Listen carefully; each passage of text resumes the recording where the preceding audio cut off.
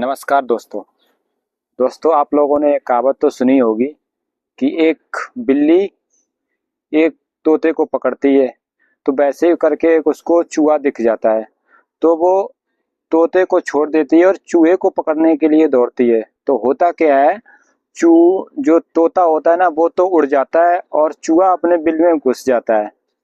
तो इससे क्या होता है, जो बिल्ली होती है ना वो कुछ भी नहीं कर पाती है और ना फिर उसके हाथ में तोता रहता है ना उसके हाथ में चूहा। तो फिर एक कहावत होती है कि आधी छोड़ पूरी को पावे, आधी मिले न पूरी पावे।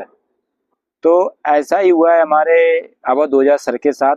तो उन्होंने अभी दिल्ली में आम आदमी पार्टी की तरफ से इलेक्शन लड़ा हुआ है। तो उसमें आप देख रहे हैं आम आदमी पार्टी की हार हो गई है और बीजेपी जीत गई है। तो इसलिए ये है कि आप देख रहे होंगे कि उसमें बीजेपी कैसे कितनी भारी मतों से जीत गई है और आम आदमी पार्टी हार गई है। तो इसलिए ये है दोस्तों, हम लोगों को जो काम होता है ना, हमारा वही काम हमको करते रहना चाहिए। जो हमारा मेन कर्तव्य है ना वो हमको कभी नहीं छोड़ना चाहिए, क्योंकि उससे हमारा क्या होता है, उससे हमारी जो इमेज होती है ना मार्केट के अंदर या मतलब हमारे समाज में, वो हमारी इमेज को मतलब धक्का सा लग जाता है एक, कि मतलब लोग आपसे शिक्षा लेने आते थे, अवध ओझा सर से कितनी अच्छी अच्छी बात करते थे, मतलब अच्छे सर हैं, लोग उनकी तारीफ करते थे।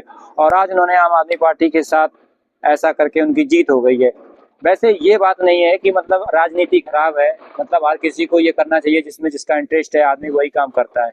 लेकिन मेरा कहना है यहाँ पे ये है कि अगर वो शिक्षा प्रदान कर रहे थे तो वो लोगों को वही देते। जरूरी क्या था कि मतलब आम आदमी पार्टी के साथ आने में या इलेक्शन करने में, जब सबसे बड़ी शिक्षा है।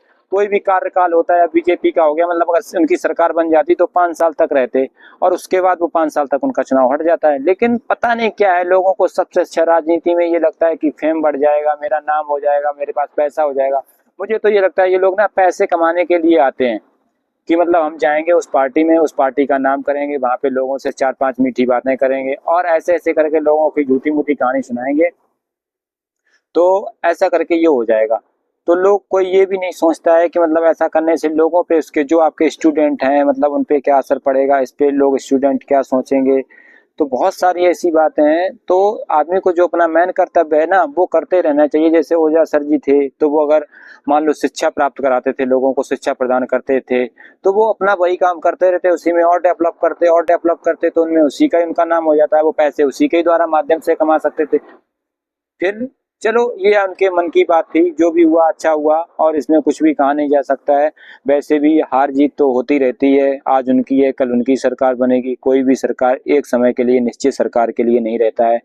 तो मेरा मानना यही है कि आप जो अपना कार्य कर रहे हो उसी को ही करते रहो, किसी के बीच में कूदने की छलांग लगाने की कुछ भी जरूरत नहीं है। नहीं तो बाद में यही होता है, जैसे कि वो हमने आपको शुरुआत में बताया था कि आधी छोड़ पूरी को पावे, आधी मिले न पूरी पावे। तो यही आज उनके साथ हुआ है। अब लोग उनकी हंसी करेंगे, लोग उनको बताएंगे, उनके ऊपर वीडियो बनाएंगे और बहुत सी बातें ऐसी हैं जो मतलब उनको खुद ही अपनी गिल्टी, जब कोई व्यक्ति हार जाता है ना तो उसको एक बहुत ही अपने आप में एक मतलब गिल्टी फील होती है कि मतलब मैंने ऐसा कार्य किया और मेरी हार हो गई। वैसे तो हार जीत लगी रहती है, क्योंकि हार और जीत यही दो निशानी है।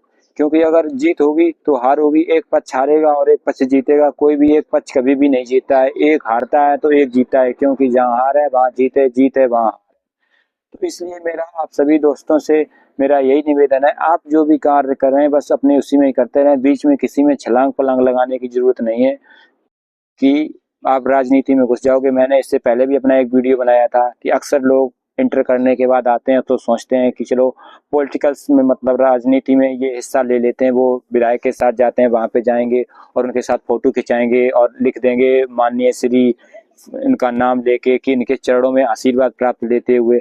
अगर आशीर्वाद ही आपको लेना है तो अपने माता पिता से आशीर्वाद लो, आपके माता पिता से अच्छा कोई आशीर्वाद आपको दे ही नहीं सकता है। तो फिर लोगों से आपको क्या जरूरत पड़ गई कि आप लोगों से आशीर्वाद ले रहे हो। अगर वीडियो आप लोगों को मेरा अच्छा लगे तो आप लोग मुझे लाइक करना और सब्सक्राइब करना।